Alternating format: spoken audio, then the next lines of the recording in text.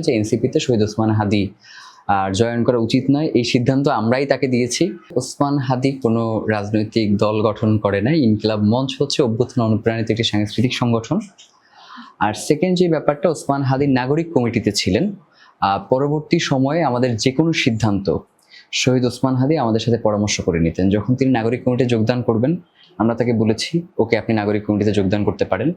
আবার যখন এনসিপিতে যোগদানের কথা এসেছে, তখন আমরা দেখেছি যে এনসিপির কিছু ভাই যারা হচ্ছে বিভিন্ন ধরনের টাকা পয়সা সংক্রান্ত ইস্যুতে জড়িয়েছে, তখন আমাদের কাছে মনে হয়েছে যে আমরা যেহেতু আমাদের জায়গা থেকে এক পয়সাও আমরা এদিক ওদিক করছি না, তাহলে এইগুলোর দায়ভার তো আমাদের পক্ষে নেওয়া সম্ভব না। তো সেই জায়গা থেকে তখনকার সময় আমাদের মনে হয়েছে যে এনসিপিতে শহীদ ওসমান হাদি জয়েন করা উচিত নয়, এই সিদ্ধান্ত আমরাই তাকে দিয়েছি।